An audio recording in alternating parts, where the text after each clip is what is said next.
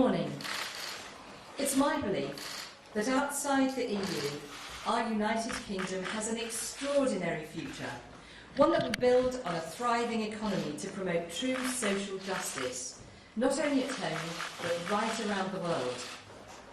Our country needs a leader who will be decisive, who will get things done, but who will also be compassionate, someone who will stand up for democracy, equality and fairness, giving every single one of our citizens the chance to fulfil their own aspirations, to be the very best that they can be. Now, I campaigned passionately for the UK to leave the EU, and I continue to believe that a superb future awaits us. But the truth is that over the last 3 years, politics has failed dismally. It has failed to deliver on the biggest democratic decision in our history.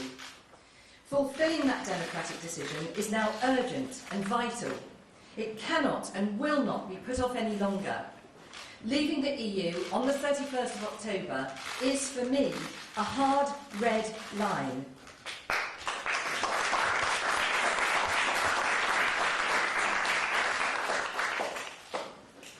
Bringing our country back together, healing the divisions, promoting social justice, building new homes, securing our streets, helping our businesses to thrive, a transformative offer to young people, achieving a carbon-neutral economy.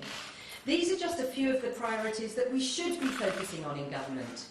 But because of the uncertainty and failure over Brexit, they just haven't received the attention they deserve.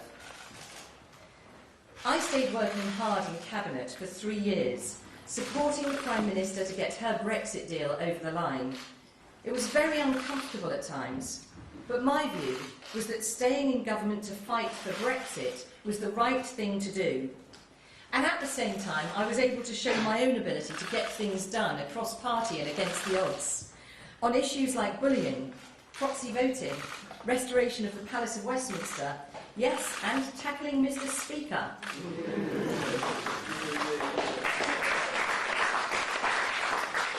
I persevere and I get things done. In my view, the next Prime Minister must have a clear plan to a managed exit by the end of October. They must have the negotiating ability to deliver it. And above all else, they must have a positive, uplifting vision for the next chapter in our nation's great history. And these are what I have to offer the United Kingdom. My plan for a managed exit is clear and workable with 3 steps. The first step is to create a new offer to the EU by introducing UK legislation in July to enable citizens' rights, the future for Gibraltar, the security relationship, air transport arrangements and other sensible elements of the withdrawal agreement to be in place by the 31st of October with their agreement. The second step is to give certainty to business by ramping up preparations for our exit in all circumstances, speeding up work on the alternative arrangements for the Northern Ireland border, and proposing specific arrangements for certain supply chains and sensitive sectors via a temporary free trade agreement. And then the third step, to negotiate directly with key heads of the EU27 over recess, making clear that we will be leaving on the 31st of October, and setting out the raft of sensible measures, including that temporary free trade deal, that could be in place in time for a managed exit. The final agreement between us would then be agreed at a UK-led summit in Northern Ireland in September, where proposed new EU commissioners would be invited to take part alongside EU heads of government. They, and we, need to move on.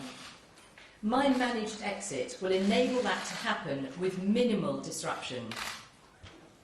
After Brexit, I will set up work streams with cross-party involvement to establish the future relationship with the EU. The work must include permanent arrangements for the Northern Ireland border, for our permanent economic relationship and security partnership, and of course for any future collaboration with the EU on programmes like Erasmus and the European Medicines Agency. There can be no doubt that our democracy, acting on the express decision of the people, underpins the faith that there is in our politics. So we have to restore that vital trust between politics and the people. But as we look beyond Brexit, there are extraordinary opportunities open to us. New skilled jobs with better pay and greater opportunities are emerging with new clean growth technologies, advances in financial technology, life sciences, the Internet of Things, and the greater productivity we can achieve through new capital investment. And vitally, to reunite our country, we need to demonstrate a truly compassionate vision for our society and a new leading role on the world stage.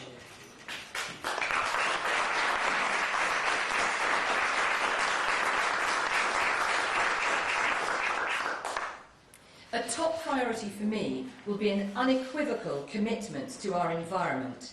I recognise the climate emergency. I will task a Cabinet Committee to set up an action plan within 12 months for a zero-carbon future for the United Kingdom. I will focus our industrial strategy on the clean growth tech sector, promoting new jobs, skills and export potential. And I will use some of our overseas development aid to help developing countries to decarbonise and protect our world. It's the right thing to do, and we can show true global leadership. On the economy, this decade has been dominated by the need to restore the country's finances after 13 years of Labour. Now we should be shouting from the rooftops that the deficit is at last under control, austerity is over, and we can start to invest again. My priorities are enabling working people and businesses to keep more of their hard-earned income, supporting start-ups to become the brand names of tomorrow, and importantly, sharing the proceeds of growth between investment in our public services like schools and police, with tackling the burden of our national debt so that we don't leave it to our children and grandchildren to sort out. Helping many more young people to own their own home is a real matter of fairness.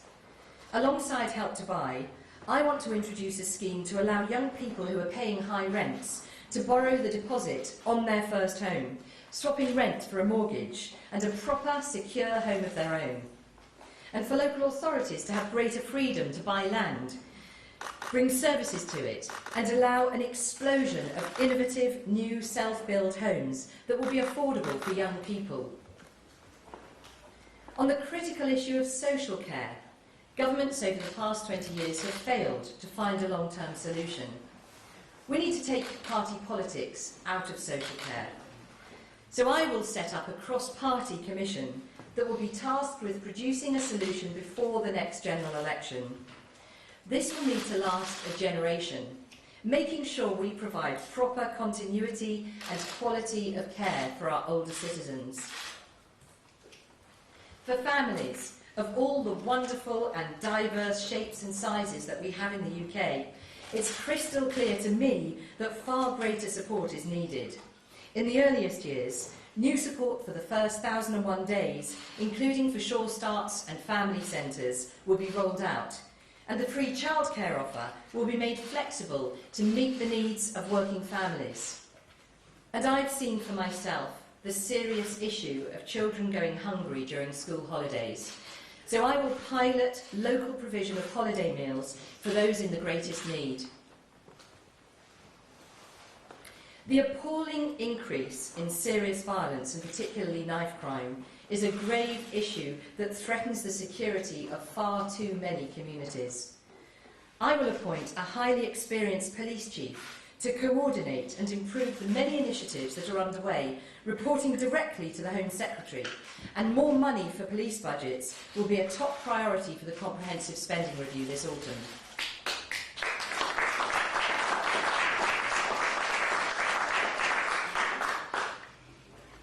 And our NHS, the pride of our nation, and ranked the best healthcare system in the world, will be supported to deliver its 10-year plan, with the largest of funding in its history.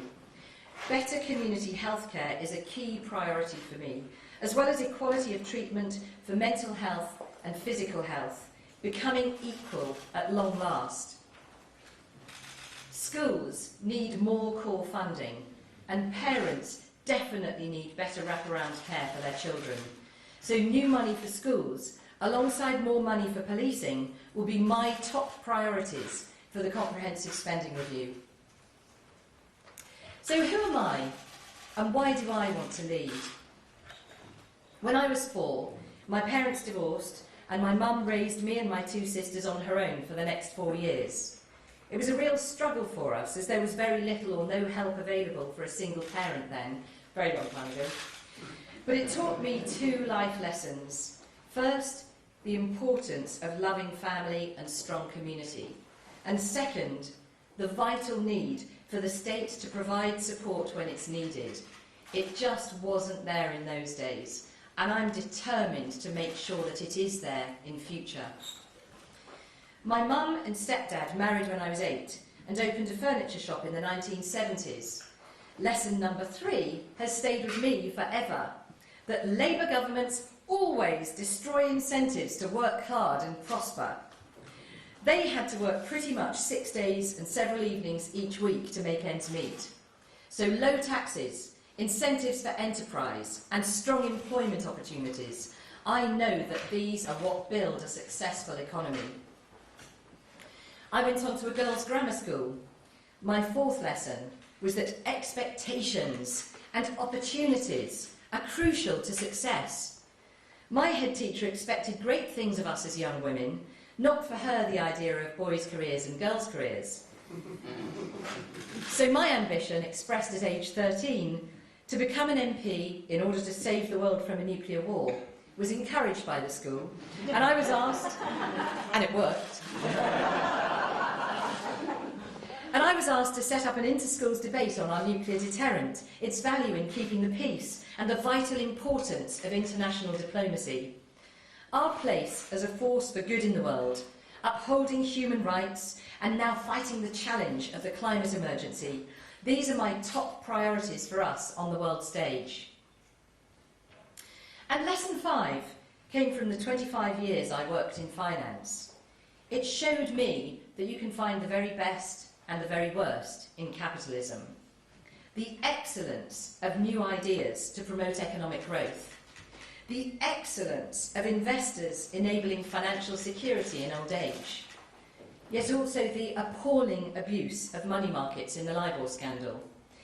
And the reckless investment and borrowing that led to the financial crisis, showing clearly the need for vigilant oversight. Working through that gives me a realism and a cynicism that demands greater protection for employees and shareholders, balanced with liberal market freedoms. And then the 20 years I've been supporting infant mental health charities has given me lesson 6, a profound understanding of how our lifelong emotional well-being is determined by our earliest experiences. So investing in new families and communities is a key priority for me to build a healthier and a happier society. So these are some of the life lessons that make me tick. Ultimately, my ambition is nothing less than to see every person in our great country able to fulfil their potential, able to be the very best that they can be. So whether your life starts well and gets into difficulties, or starts with problems and ends in triumph, and whether you were born here and your parents before you, or whether you or your parents chose to come here from elsewhere in the world to make these islands your home, we all have a shared stake in our future. A decisive and compassionate leader refuses to leave anyone behind, encourages you to go further than your parents did, and empowers you to achieve impossible dreams.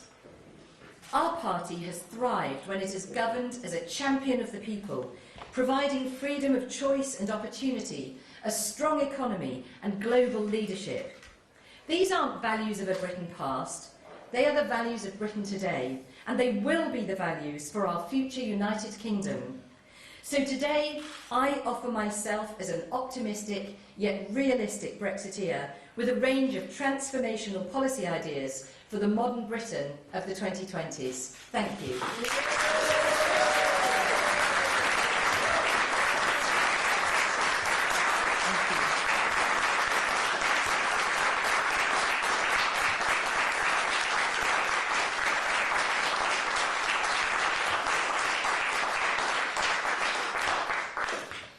Thank you. So I'm happy to take questions. Yes, John. John. Thank you. John Pinar, BBC News. Parliament will not allow a Brexit with no deal. The EU say they will not renegotiate a better deal. So although you fear an election and would hate another referendum, will you be honest with the country and admit that they could soon become the only options left? Thank you. Well, I will be honest with the country and say that in all circumstances we are leaving the European Union on the 31st of October this year. Our country and our party cannot afford any more indecisiveness. But what I would say is that my managed exit offers sensible measures that sensible politicians, both here in Parliament and in the European Union, will, in my opinion, agree to. So I don't think we need to have the choice between no Brexit and no deal. I think a managed exit is the way forward, and it's something that I would pledge to deliver. How do you get over Parliament's veto? Because it does have a veto. You say you will not prorogue, you will not close the doors. Yes. Okay, well, I will take a second question from you because it's an important point. Having been Leader of the Commons over the last 2 years, it's quite clear to me that there are procedural ways that Parliament in the past has been able to require an extension of Article 50. That would not be the case in the situation of a managed exit. I'm very happy to answer detailed questions on that at a later stage, but I do not think that Parliament actually has the ability to prevent us from leaving at the end of October, which is the legal default position. Thank you. So, Robert Peston. A couple of questions. So just to pick up on what you've just said, Jeremy Hunt has said it is inconceivable that Parliament would not block a no-deal Brexit. You are saying he is wrong. And secondly, forgive me, I've sort of listened to a little bit of your speech. Most of your rival candidates have made an assortment of promises to cut taxes. You may have talked a bit about this, but what I'd like to know is, would you make a priority of cutting taxes, and if so, which tax? Okay, well, thank you. That gives me the opportunity to talk a bit about my experience as Leader of the Commons, and I can tell you that we already do have a small number of statutory instruments that propose changes in charges for things that in a hung Parliament simply won't carry a majority in the House. So I'm afraid to say that whilst I am absolutely a low tax candidate, I do believe in low taxes and letting people keep more of their hard-earned income. But in a hung Parliament, achieving fundamental tax reform is simply not possible. That needs to wait for a majority. So that's dealing with your second question first.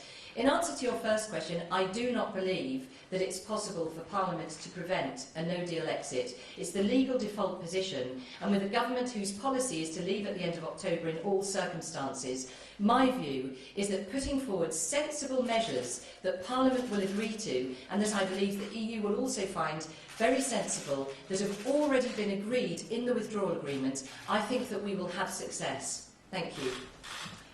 Sam Coates. Andrea Leadsom, this is your second crack at the leadership. The first time you were backed by figures like Ian Duncan Smith, like Steve Baker, like Andrew Bridgen. They've chosen to give their support elsewhere this time round. If these MPs don't have faith in you, how could you continue? Well, as I say, I'm putting myself forward as somebody with a plan. That's absolutely key to this, is to be somebody with a positive vision, with the proven ability to manage across party, to negotiate with the House, to actually achieve things against the odds. And I have a workable Brexit plan that I believe the country can get behind and Parliament can get behind. Thank you. Yes, Sam, yes, thank you. Sam Lister, Daily Express. You talked in the speech about no one being left behind under a Britain EU ran. But you admitted at the weekend that there'd be losers if you were forced to pursue a no-deal Brexit. Who are the losers going to be, and what are you going to do to stop them being left behind? So I think I've made very clear I'm not proposing a no-deal Brexit. I'm proposing a managed exit where we have in place measures to protect citizens' rights, for example, something that both the EU and the UK want to ensure is in place before we leave the EU. It is absolutely clear that in a no-deal Brexit, There would be winners and losers in our economy. There would be an element of short-term disruption. But it's also absolutely clear that ramping up preparations for no deal by the end of October, combined with putting in place sensible measures, we can absolutely minimise the disruption and to address your question head-on, to ensure that people are not losing their jobs, but that we can continue with a temporary free trading agreement and put in place the measures that protect jobs in our economy, but that also then leave us free once we've left the EU to build those future trading relationships with new allies and old friends alike right around the world. Thank you.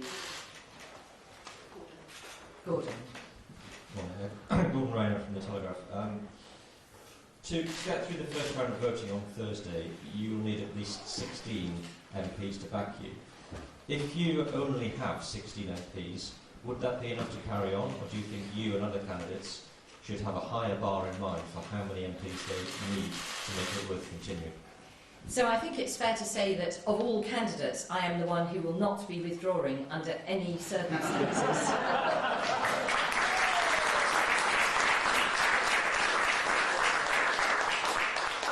I think that we've tested that to destruction over the last 3 years. So I will not be withdrawing. I do have good support from colleagues, and I think many are looking at my policy ideas and finding they resonate with them. It's for me to make the case to colleagues, and I do believe I can do that. Thank you. Yes, George. George Parker from the Financial Times. Just following on from Sam Coates' question, what are the lessons you learned from your unsuccessful run for the leadership in 2016? Well, actually, I thought it was very successful. I came second, but you know, okay.